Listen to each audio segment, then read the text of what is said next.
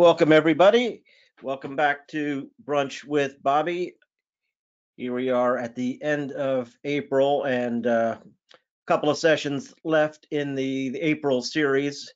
Today, we're going to be talking about setting up system tables and custom fields, and on Thursday, working with teams, user management, and privileges, which is a really powerful component of the system that not everyone's taking as full advantage of as they might. Both of these applications, I think, are very valuable tools, and Bobby is with us to cover both of them. So Bobby Babis on the line today with us. We've got a great group in the audience. We didn't get out of the work from home in April, so we are looking forward to a May schedule of Brunch with Bobby to continue to provide this training series. After Bobby talks about the system tables and custom fields, I'm going to bring up a handful of ideas that we have for future sessions and would love your feedback on what you think would be the most important of those or other topics that you think might be valuable to cover as we go forward. And of course, we'll be open for Q&A and an interactive discussion to cover any topics of interest that you have today. So Bobby, let me turn it over to you, and we'll pick up with system tables. I think you are good to go.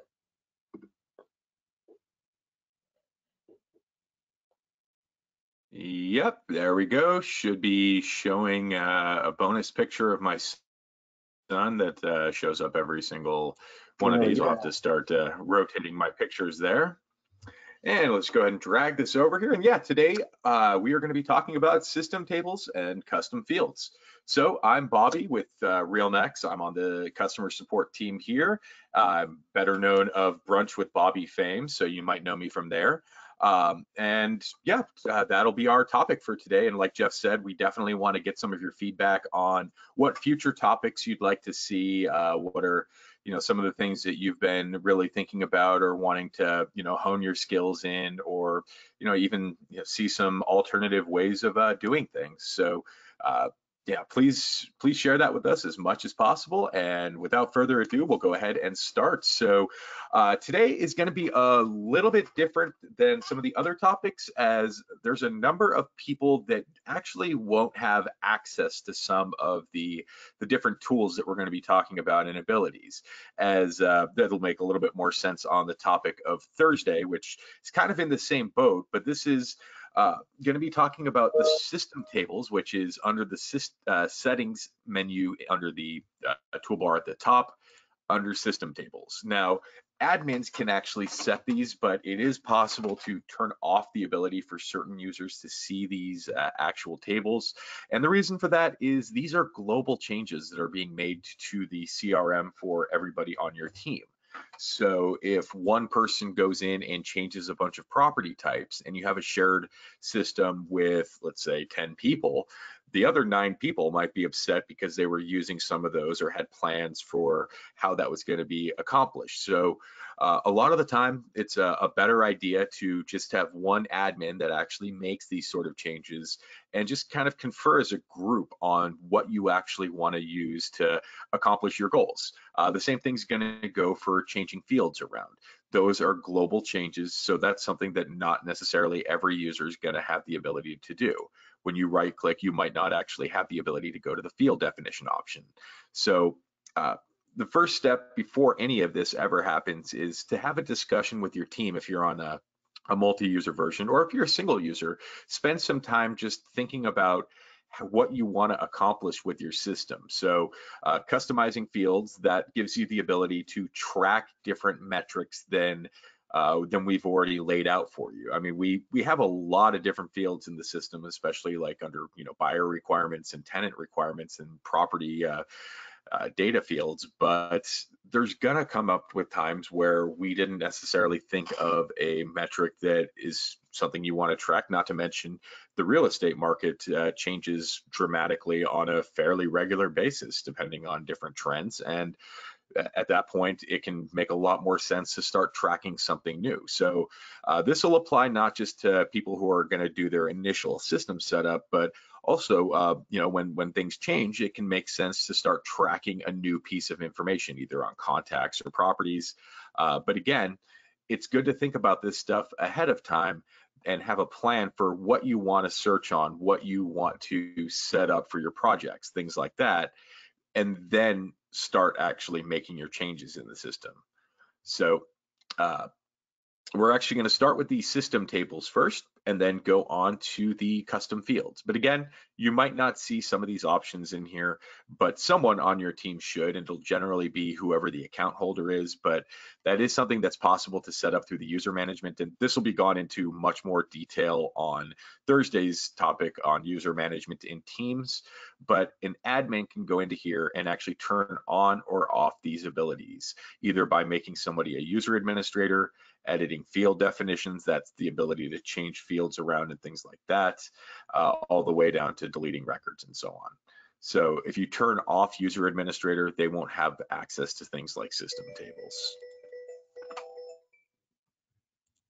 Okay, so speaking of system tables, when you go into the settings menu, you'll see the system tables menu. And we'll actually go into also a few of the things under the administration menu, as these are all kind of tied into a lot of the initial setup of how you want to set up your system. So first off, we have event types. So the custom event types allows you to customize the actual different event types in your system. So when you're scheduling an event, that event can be an anniversary, a birthday, a cold call. So a lot of the times people will get a little bit more granular with the actual event types that they use in their system. So, I mean, one example of that is we have phone call, but then we also have cold call. But you might then have specific types of cold calls, or you might have, you know, other different types of calls that you make on a regular basis. Follow-up is another example of a, you know, generally a phone call. So you can get a little bit more granular with this and go in here and add different event types. So when you do that, you first give the event type a name, and then you set by default, and of course you can change this on an event by event basis, but whether that event is timeless, like basically a sort of an all-day event, or an actual all-day event, or if you want that event to take up a certain amount of time generally. So like, for example, we could say 30 minutes. So let's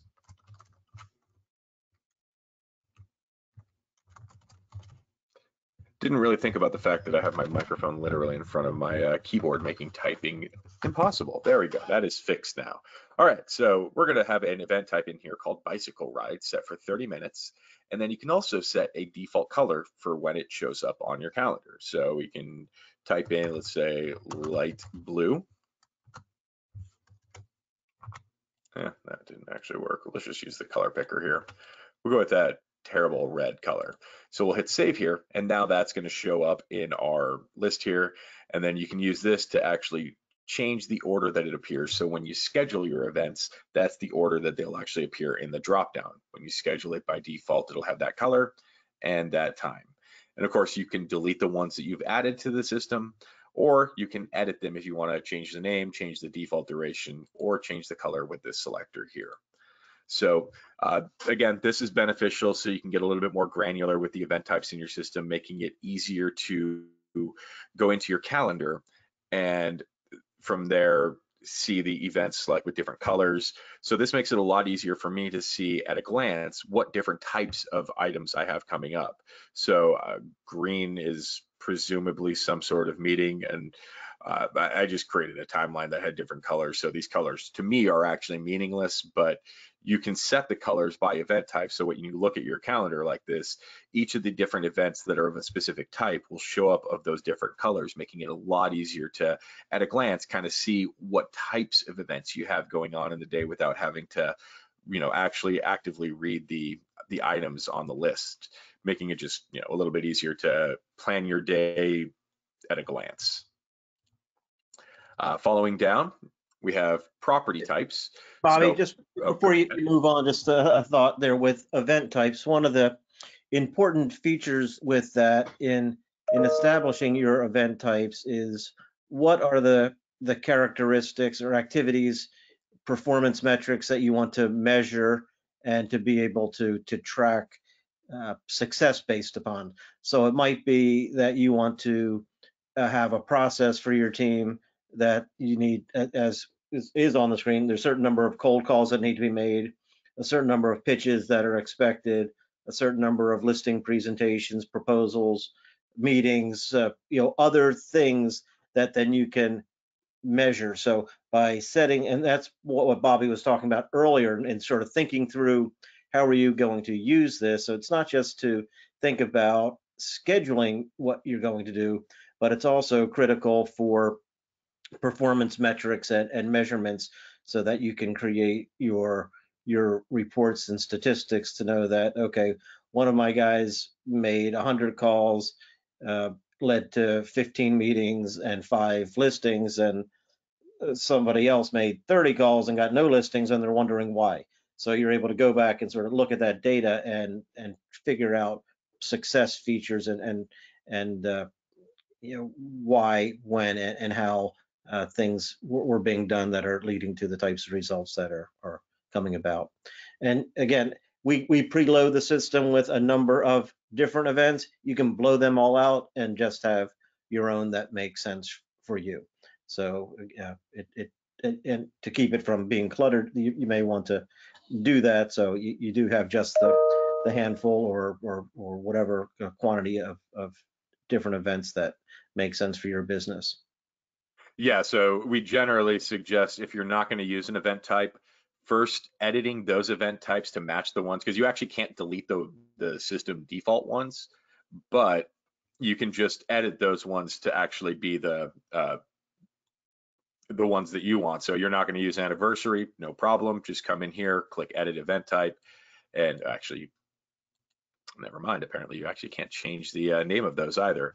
I would explain the suggestion that we actually drag and drop it all the way down to the bottom, just to kind of keep the ones that you do use up at the top, because when you schedule a new event, and I believe that actually is something we've been working on. I'll have to check with development on that.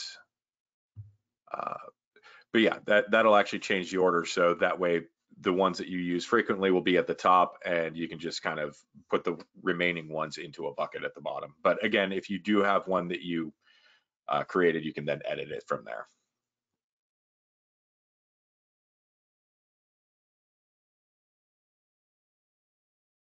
All right. So yeah, property types. So let's actually move over to properties, as this is going to be specific to that. So property types is one specific field on properties that allows you to select the property type for the actual property. So the benefit of having a selector rather than the ability to kind of like type it in on an as needed basis is it ensures that every time you select one of these items from this drop down here, it's going to be spelled exactly the same way. So every time you choose multifamily here from a selection box like that, and we're actually going to talk about this on the custom fields as well, but having a field like this really benefits in that it ensures that you're going to have consistent data entry and a finite amount of different property types. So under the system tables menu, there's a section for property types. And this will also have a number of defaults here where you can then edit the name of the property type or add additional property types here. So the benefit of having it kind of as a selector is that it ensures, especially in environments where you have, 3, 5, 10 people using the system, all you need to do to bring up one specific product type is to use this all types dropdown and come in here and say, okay, I want to just see all of the multifamily properties in my database, and it'll quickly and easily bring them up based on that one field. So pretty simple though. You can just click add property type. There's one field, you give it a name, and that'll change what appears in that box. And again, good idea to not have everybody as administrators. That way you don't end up in a system where you have multifamily with a hyphen, multifamily without a hyphen, multifamily with a space, and every other iteration therein, which I see on a lot of different databases that get migrated over to our system, which thankfully it's a nice simple method of just cleaning up all of those and putting them into the one that it should be marked as each time. All right, attachment types. Not really something I see a lot of people deal in a lot, but this can be beneficial in that. So this deals with the actual types of attachments that you can choose. And this doesn't actually have any determination on what you can attach. So these are just what type of name you want to give to these different attachment types. And what that means is when you're on attachments for a record, a property, a contact, you can attach different types of documents here. And so when you hit add new, the attachment types is selected by this drop down right here. So this allows you to select basically exactly what's in here, allowing you to then sort by the different attachment types and categorize based on them. Then project setup, I'll just briefly talk about, as this was covered in a bit more depth on the webinar that went into depth on projects, but project setup is kind of its own beast in that this allows you to set up the different project types that you have, basically deal types, and you can kind of get an idea for what those are going to look like. These are the system defaults plus the test one that I created. So you've got for sale, for lease, buyer rep, tenant rep, and opportunity. And then there's this catch-all called default.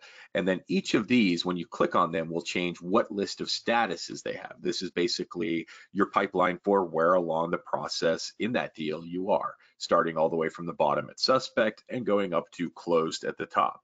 Or for buyer rep, starting off with a potential property and going all the way through due diligence. So each of these status lists can be modified directly on the right-hand side for the project type that you have on the left-hand side. So any changes you make to anything in the tenant rep side isn't going to make any difference to the buyer rep side and vice versa. But again, I would suggest going back and watching the webinars on projects, deals, and Matt's also, I believe, kind of touched on the topic a little bit with deal rooms as well, but a good idea to just kind of go back and watch all those if you haven't, but yeah, it goes into a little bit more depth on those. All right, so now the that yes. obviously helps in your pipeline management. So if you want to see things in any stage of a pipeline, you have all of your particular vernacular of how you like to look at things in your deals in progress, and pipeline reports can then be sorted and everything at each stage of its evolution. Yeah, that would I would actually say is one of the most important ones to make sure you actually have set up ahead of time. So give some thought to that. It's really just kind of thinking about the different steps of the deal you have and the different types of deals you have.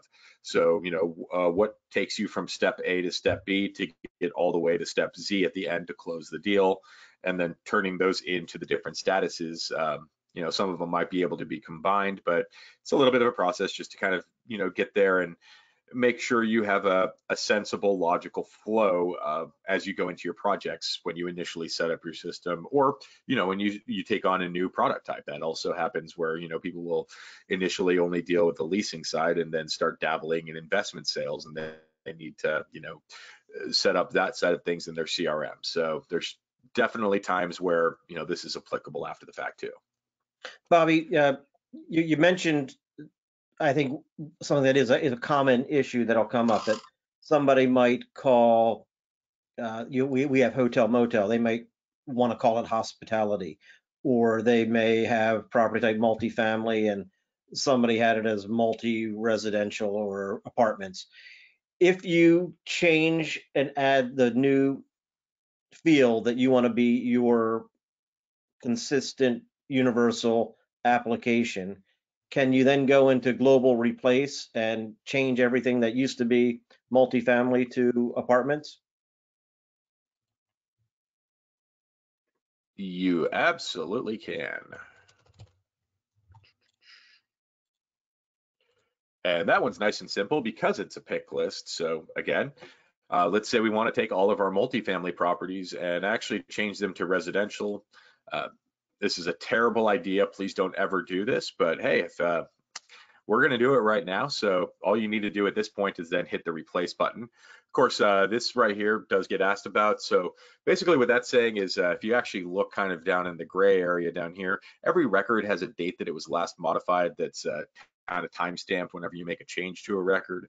And this ensures that doing a global replace like this does not mark those or flag those as modified on this date and time, making it to where that will still remain applicable and something you can trust, because especially when you're making a change to every record in your database, well, it's not really all that useful to know at that point.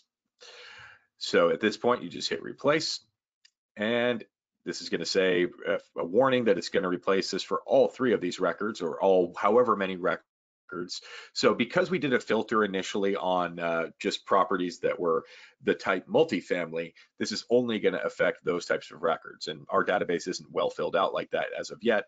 But yeah, we're going to go ahead and do that now and hit OK. So now we actually see we have no records on the left-hand side. So we'll need to instead go here to residential to see those records. So that gives you a nice, easy way where you can consolidate those different property types into one, where you have 3 different people using the system, and like Jeff said, you have one person putting them in as apartments, one person putting them in as multifamily, and one person putting them in as multi-residential.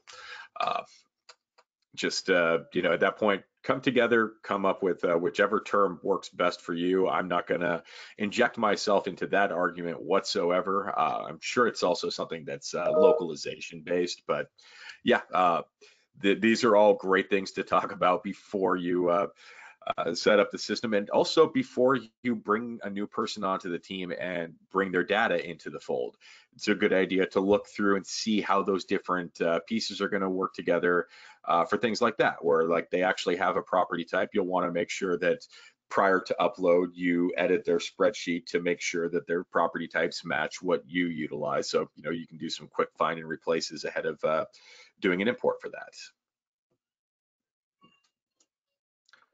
All right, a few things that are system settings but aren't under system settings. They're actually under the administration menu, and that's going to be, we talked about briefly, user management, but that also has global settings, which these are going to be for your localization, what your default country is when you're setting up contacts and properties, your UI culture. And so this is going to affect all of the previews down here, things like what your numbers are going to look like, the currency amounts, the date format. So when you switch that, we have 3 options right now, and these are getting added periodically. So if you switch that to, for example, Canada, it changes your date format, uses square meters and hectares, and so on. New Zealand, similar, except for meters squared. And then we're going to go back to USA, as I'm just way more used to seeing those displays. Let me actually.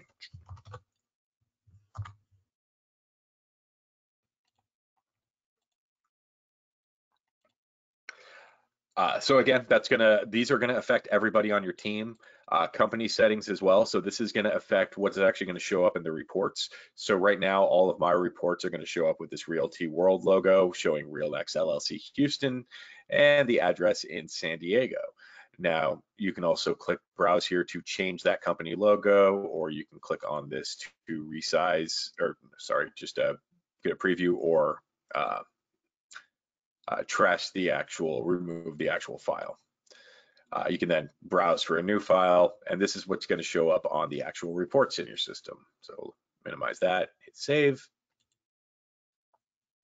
Now, again, to the reports is also report settings. So this will actually be similar if you've ever used Market Edge to what you'll see in there, where you have a header background color, a header font color, listing, or a list, like when it actually appears in the reports and lists, what the background color is and the font is for that, and then the footer background and footer font. You can use the color codes, you can use the actual color names in here, or you can use the color selector dropper on the right-hand side. So again, that's all going to affect when you go to output on any of our tables. So whether you're running property reports, whether you're under the dashboard under a project generating a marketing report for that project, or whether you're generating lead reports for those projects. The settings under administration are going to impact that. So it's a good idea before you start generating those reports to make sure that the colors all match your branding. You've got your company logo in there and your company information.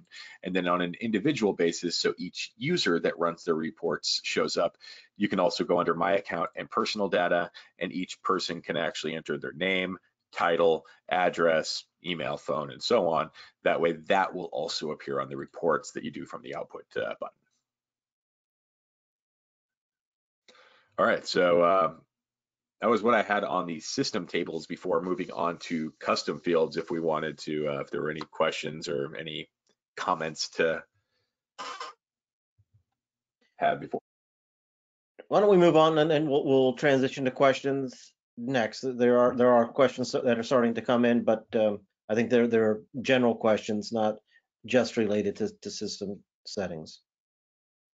Beautiful. All right, so now we're going to be talking about customizing fields. So it's not quite the same thing as what we've been talking about, but still it's something that you generally want to do either prior to setting up your database or when you need to start tracking a new metric. So first topic is, why do you want to customize? So again, there's going to be areas where we might not have come up with the exact fields that you need to track to be able to then filter on. So I mean, that's really the importance of tracking all of these fields in our database, is to then be able to go in here and filter based on those different data points that we're tracking. So for example, we want to track the acreage because it might come up where, you know, we are working with developers and they're looking for a specific acreage range. You know, they're looking for between 3 and 3.5 acres. Well, tracking that acreage makes it easy for us to be able to go in here, to go into show filters and search for acres between 3 and 3.5. And we actually want all types. I'm not sure if that'll end up coming up with anything in this database, but there's a possibility it might. Yeah, 256 of them. So that's one of the fields that we do have, but there are going to come up with times where, again, there's going to be pieces of information that, you know, we don't necessarily have a field for in the system, or we just have a different wording for it and it makes more sense. One of the biggest offenders of this is the field called location. I would probably say 90% of the time, you're going to actually see most people with their database actually having the location field called this. But the original field name is actually called location. And we did that for a specific reason. We work with people in all sorts of areas, not necessarily just in the US, and just the parts of the US that just use counties. I believe Louisiana actually utilizes parishes instead of counties. So location made more sense, not to mention in other countries where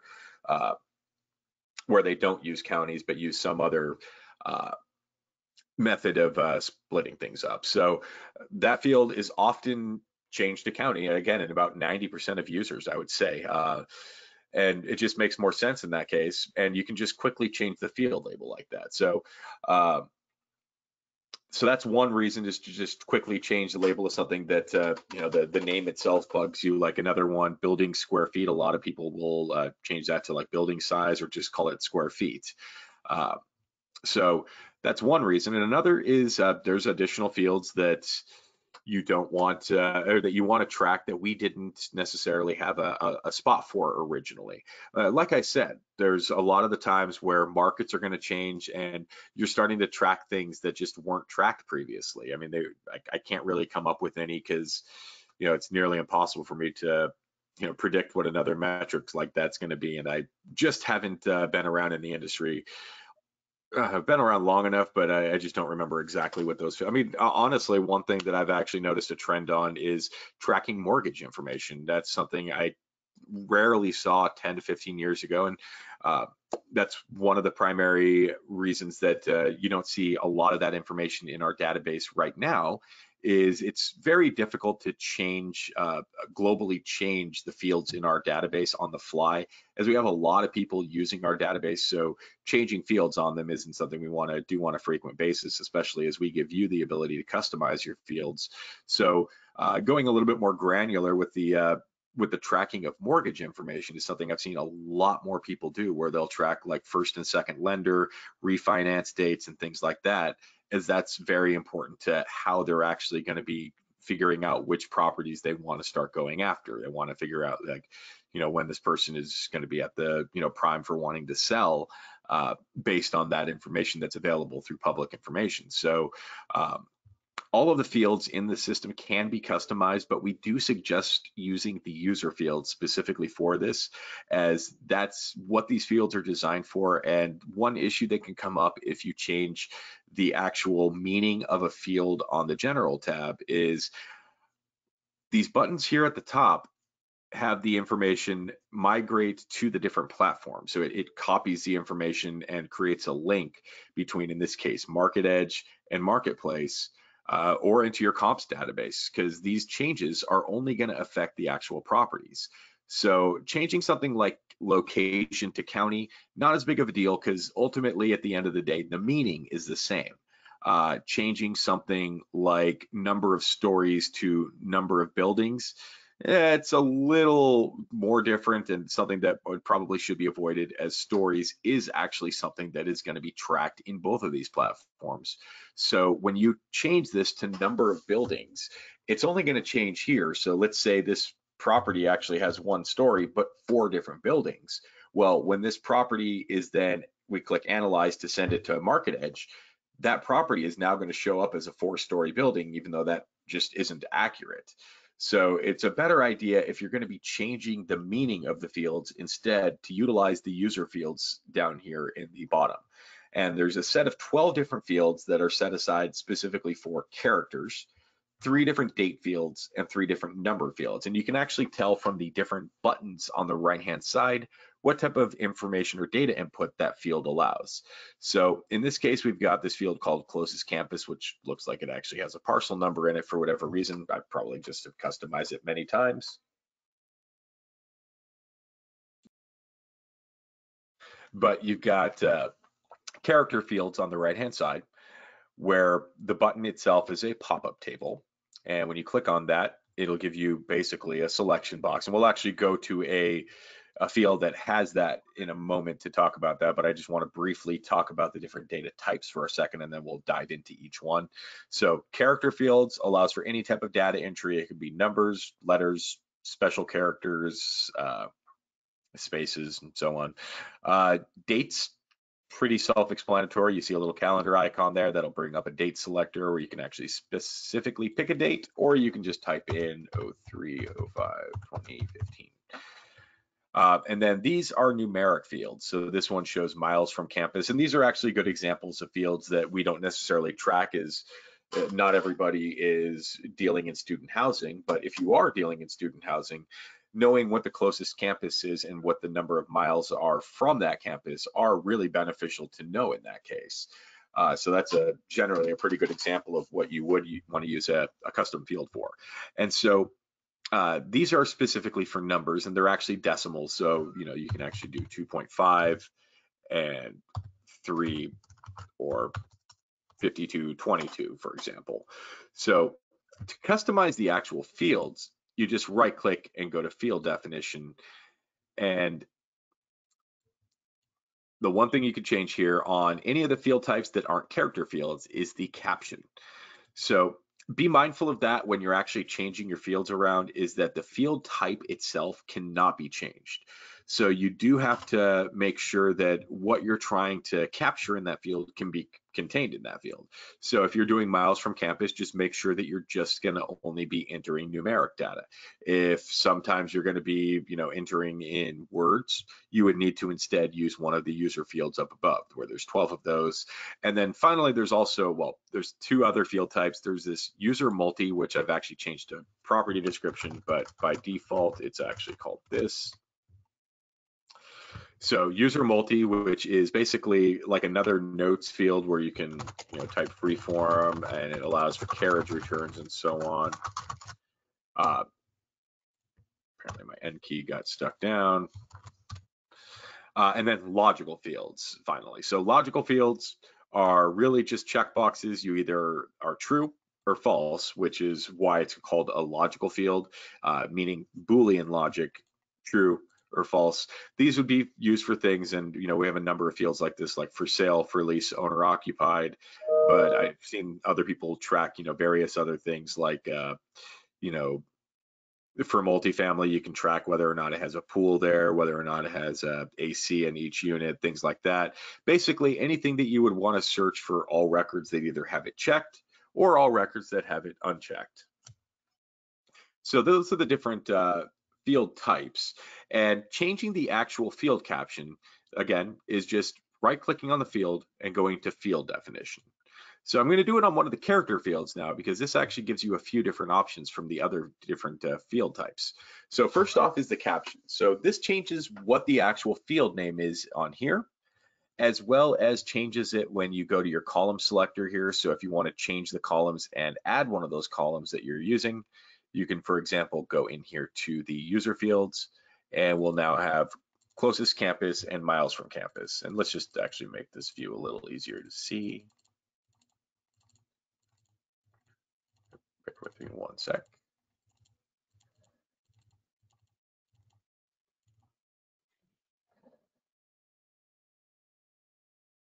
You're just hitting the delete button there, Bobby, just so people saw how fast you were able to do that. Yeah, I was just double clicking actually on each one. So yeah, let me actually save these changes as a new field list. Oh, to the record rather.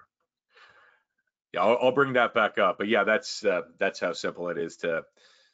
I just do it mindlessly at this point, without even thinking about it. That's a much faster way than to use that middle arrow to move things back and forth, take them in and out, just to double click.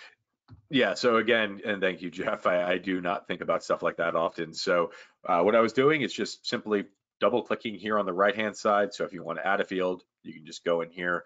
I do see a lot of people will go in and click here, click there, but yeah, all you need to do is double click to actually have it appear on one side or the other. And that's going to apply anywhere where you see a pick list like that, similar to that.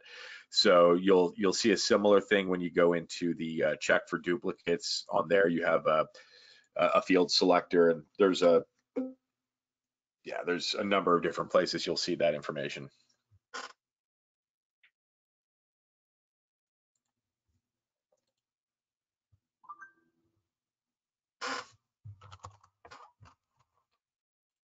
All right, so let's see. So yeah, that changes it across the board in all places. So again, though, you'll see a few different options when you're on character fields now. So that comes down to what this button here is on the right-hand side. So I want to go back here to, let's actually use, let's just use construction type as an example.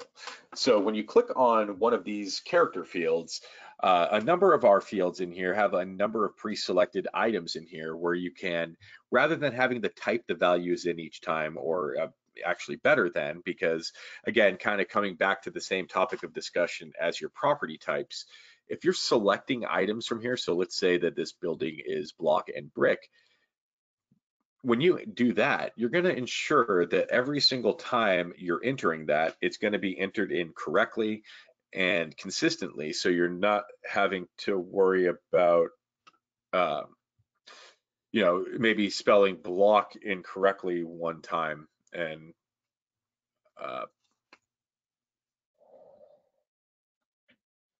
like basically having to have different options on the filters, so that when you bring that up, you go here to filters and then construction type. It ensures that the data entry is consistent each and every time. So then you can just type in here block, and it'll search for all of those every single time. Now, when we go back to the field definitions, there's an option here to must use pop-up for must use pop-up table. And what that does is, if you actually notice, it might be a little bit difficult to see, but that grayed out the field for me. So now if I try to type in there, nothing actually works. So that makes it to where that field has to be actually selected using the actual pop-up table. So that ensures consistency for data entry, making sure that every single time you enter the data in there, it's consistent, which again is very beneficial when you have, 2 or more people all doing things in the system. You can get out there like the wild, wild west and start having 50 different ways of putting the same one thing. So anything that you can do like that, it might feel like you're tying people's hands, but personally, I find it a lot easier to come in here and just check a couple of boxes than it is to type. I mean, I do like typing. It's something I enjoy, but I also like consistent data entry that makes it to where I don't have to do regular cleanup on my data and do, data sterilization on a regular basis, going through and making sure that all of my construction types are in there correctly and consistently every single time. So when you work with a user field, these are going to be blank slates that you can start a new value list with. And to start building that, you click on that pop-up table button there and click add new value. And so there's two different sides to it. There's key and value. So key, if you actually saw how it was set up on construction type, that's technically the opposite of what you would generally want to do. So what you might want to do sometimes, where you would actually use abbreviations, you would actually use the abbreviations in the value side. And a good example of this is in contacts. So I don't really care about saving that record.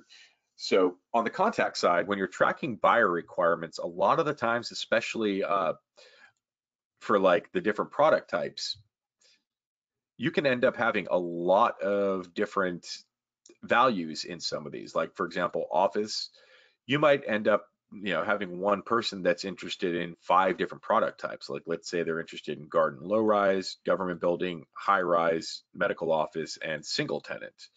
Well, there is a finite number of characters that can go into these fields. For some of them it's 25, for others it's 50.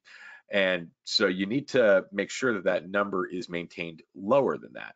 So you see here, this is an example of where you would actually have multiple selections. And so you're having the value be an abbreviated version of the key. So the key is to tell you what the actual value means. So when we then hit save, it's gonna, just have this string of codes in here, which personally, I'm not great at remembering what these codes are. And I try to avoid doing this where possible, but sometimes it's not actually possible to avoid, especially if you are tracking, very intricate product types for buyers, or different SIC codes can actually kind of do the same thing when they have, when they hover in multiple industries. So this is the other way that you might want to have it, where you have the key, have the fully typed out version, and the value have an abbreviation. And that's useful for areas where you have many different items that go into one.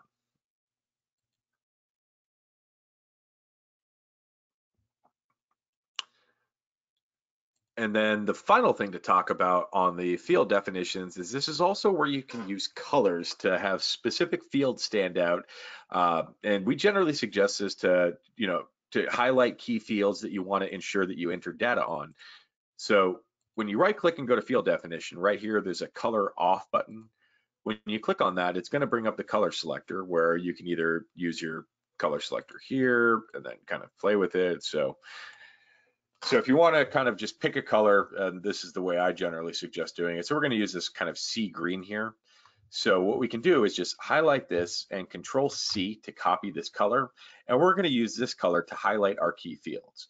So we want to make sure that we capture the office requirements for all of our different buyers. So we can then highlight these fields all with that green color. Let's say we also want to highlight the multifamily fields, as we're right now currently tracking office and multifamily buyers. So we can just do this to ensure when we pick up the phone and call one of our contacts, it's really easy to just look at the screen at a glance and pick out the green fields and say, all right, so hey, what kind of office buildings and multifamily buildings are you looking to purchase? How many units are you looking for apartments? And how many what purchase price are you looking for office? And then you can come down here to buyer information and kind of do the same color coding. There's a number of different ways you can also take this color coding. Like for example, if you wanted to use green specifically for the fields that are going to be for office brokers, this would be more beneficial on the property side. You can, specifically highlight certain colors or certain fields green for office, other color or other fields red for retail, and yet other colors blue for multifamily. That way you have a team that's all using the system together, and let's say one person just deals in retail. All they need to do is look for the I hope I said red fields on their database in order to make that happen.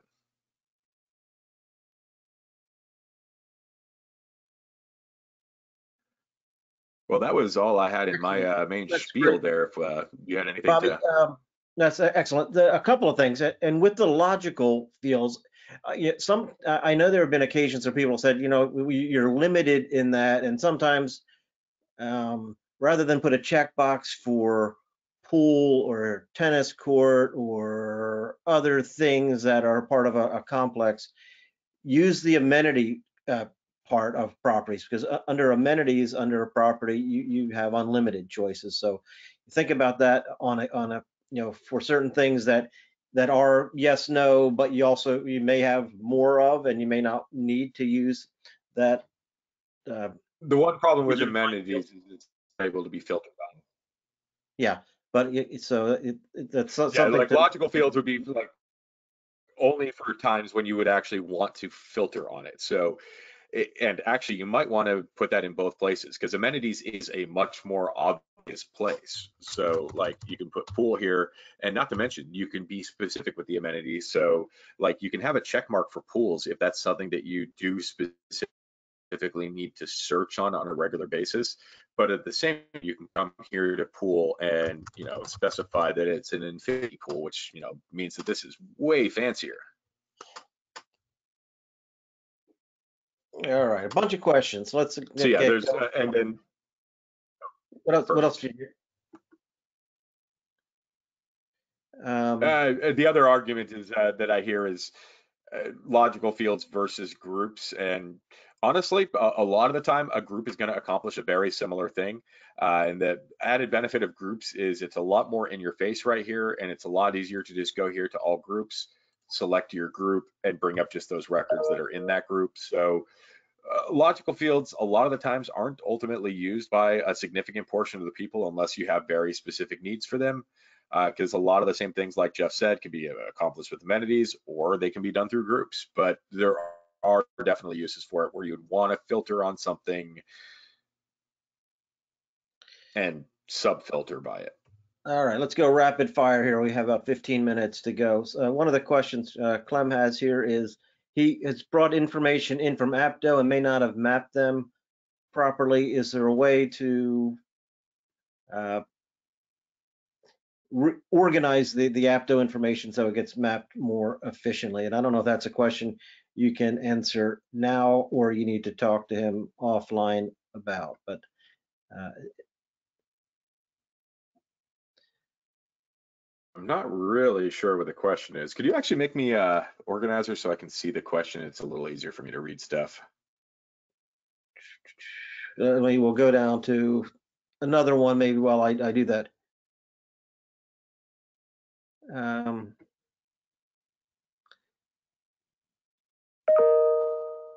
when you enter a value key abbreviation, what does the filter work on? Does it matter?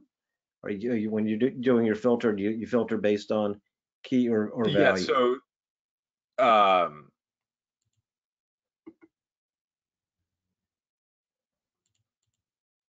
yeah, I'll be honest, I've never had to use that filter. Let's use one that has a large amount. So let's actually go back to contacts.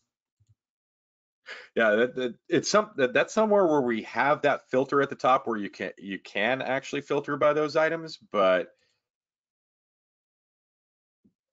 frequently. So it's just honestly not something that's come up. So let's see.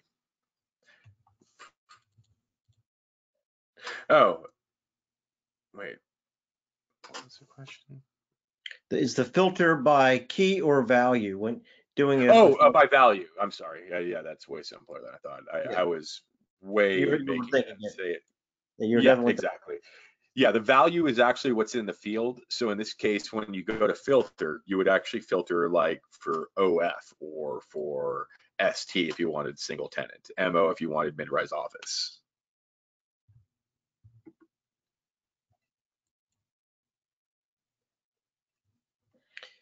Can you show more examples of logical fields? I saw on the Facebook page you could use them for metrics on prospecting.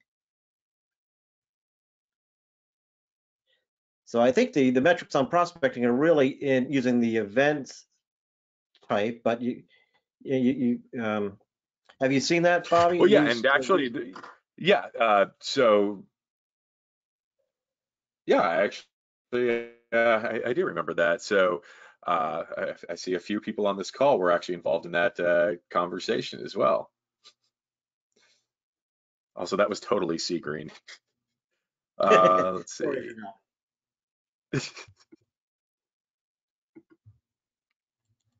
All right, let's actually go to the dashboard and add a new.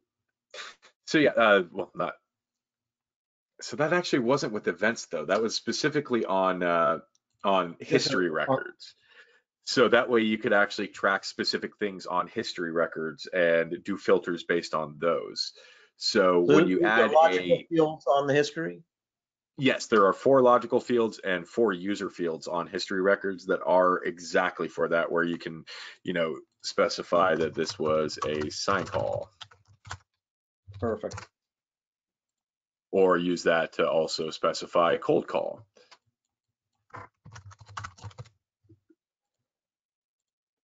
So that way you can then go in here to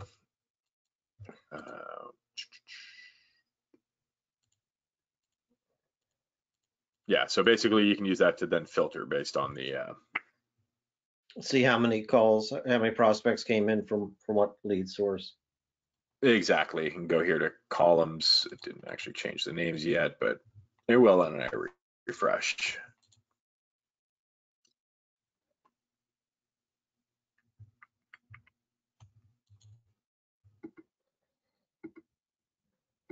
Yep, there we go. Sign call and cold call. Yeah, so one of the suggestions, I use the logical fields for attempted, completed, inactive clients as one use case there. So what Clem was asking again is, I want to transfer the values we originally put into territory, called a territory general field, into another field because the current investor type field is. Got it. So he needs to know how to transfer data from one field to another in the Sounds like system. a And global the way that replay. that's accomplished, a global replace can't actually do that because that's just to replace one value into all of the records. That would actually be an export and an import, where you would export the record along with the record key, which I actually know Clem's database all has those record keys. So it actually would not be that difficult. Yeah, and Clem will be talking in the next day or so. So just remind me of that. That's actually pretty simple. Just export with a record key. And then when you import into the system, and we actually talked about this on one of the first one of these Brunch with Bobby webinars, man, that feels like it was so long ago. Where we talked about making sure when you're importing, you can actually use whatever you want as keys. So if your records in the system have a unique identifier on each of them, you can export with that unique identifier, change the information in Excel that you want, and import it back in as a way to kind of globally migrate fields from one to another. And it's a good idea if you're doing multiple fields to do it kind of in one fell swoop. That way you can just kind of clear the fields and do it quickly.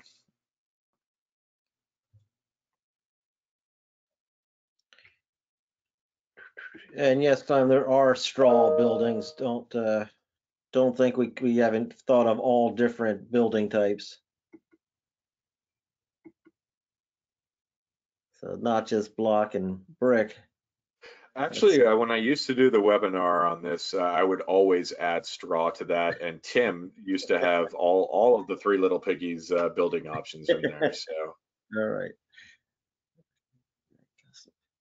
Um, and now I have one of the versions of that song in my head right now. Thank you, Dave and Ava. Custom fields for calculations. So that's a enhancement, not something that we have.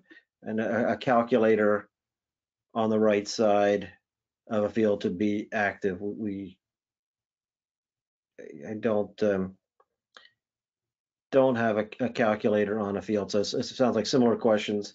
One to create Yeah, a calculators aren't there as of yet. I believe actually Tim said that that was something that he was it's on working the on drawing board, but relatively recently. yeah.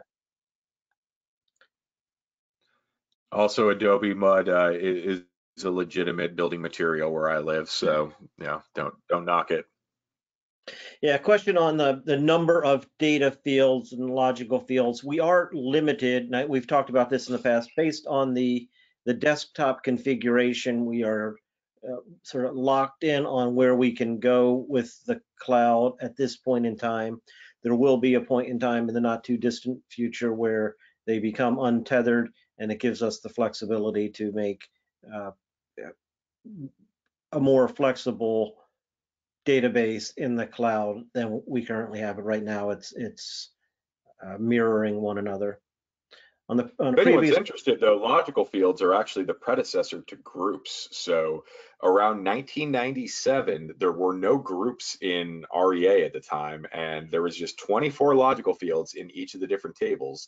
And so you were actually limited to 24 different groups, and we could never get rid of them because at that point, people are using those fields. I mean, yeah, it might not be the most elegant way of going about it, but as a database company, you can't just eliminate people's data in any way, shape, or form. So those fields have just come through every iteration of the software for the last 25 plus years, and that's the story of why there's 24 logical fields and not as many data fields, is because that was a hard limit to the number of groups you used to be able to have in the system, because that was a limitation of the programming language at the time. a little history on client reports, the event types, and how can you show how they show up on client reports? So if you want, and that's one of the real values of using the events, to show how many calls are made, how many leads, how many prospects. So using the event and the leads table to create your client reports is very important. Yeah, let me go to a database that actually has stuff. Dashboard.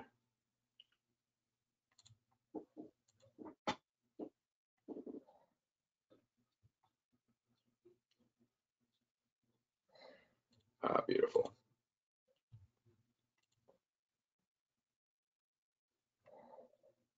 All right, let's see. I think you want to go Okay, to bubble projects. office will be a good one. I think Yeah, under I projects. was just figuring out which ones actually had them.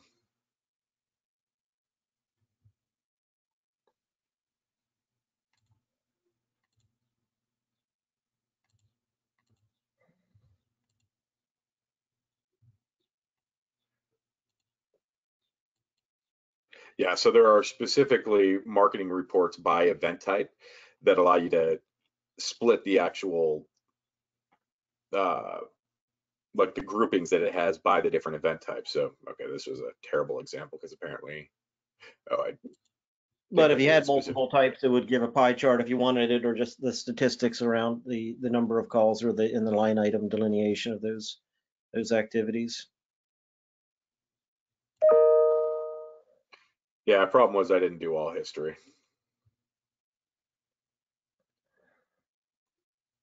Yeah, so you'll have the little pie chart at the top with the different types of events. So again, if you went more granular into what these to-dos were, you'd have a much better understanding of, what the different things that you were actually doing was.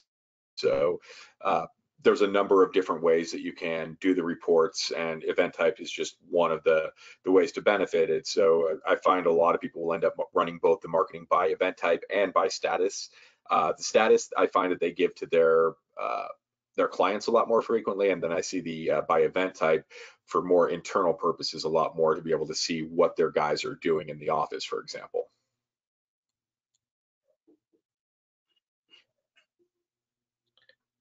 Excellent. Bob, I'm going to take control. We're just about out of time, and before we do, we'd love to get some quick feedback from the group on future sessions. We are up at the end of of April where we had scheduled through, but we do have plans to continue Brunch with Bobby through May and hopefully get everyone back to work as the back to work orders seem to be lifting sort of mid-May, but at least we have a couple few weeks left to go. Here are a number of things that we've been thinking of, and just would love you if you just want to chime in the, you can just use that question box or chat, either one. Probably chat might work best, but we now have the ability to consolidate up hierarchies of companies from local to subsidiary and organization enterprise. We talked about that in the past to deal with context. Now we can show that for property portfolio. So one of the topics we wanted to look at was that. Given the new world that we're coming into, we wanted to show or share some ideas and ways that we can use and have been using 3D virtual reality for property tours. It seems like we're coming into a world where lease renegotiation is going to be pretty important. We're adding a number of new tools now in Market Edge to show alternative paths to realize value, but to sort of backload leases to make a win-win for tenant and landlord given the ramp up back into the market. And similar to the property portfolio, to be able to look at corporate portfolio of leases and in that type of structures, we build that same functionality into our space table, not just into the property table. In Marketplace, many of you use it to showcase your properties to the broad public, but there's also the ability to use that for off-market sales. So I thought there, space optimization as people are looking to restack and reconfigure their space, to look at our real fit tools in our 3D modeling tool set to look at that as a possible additional service that you might be able to provide your clients. And creating and sharing watch lists with your clients. Again, that can be both for your on-market and off-market transactions, and using the CRM to build stacking plans. So just some ideas that we've come up with, we thought would be important. And any thoughts that you have on additional things that we might want to cover that aren't mentioned here, we'd love to hear, and either get your sort of thoughts on any of these. Send me a note if you can, and we'll get them onto the schedule based on all of your feedback. So again, Bobby, appreciate your time in running these sessions. Appreciate all of you joining us today and through April at home and building value and building your RealNext skills, and look forward to continuing the progress. And my pleasure. And whenever you're ready for me to do my beginner's didgeridoo tutorial, let me know. I'm raring to go for that. Awesome. Thanks, everyone. Have a great day, and hopefully we'll see you all back here on Thursday. Take care, everyone. Thank you.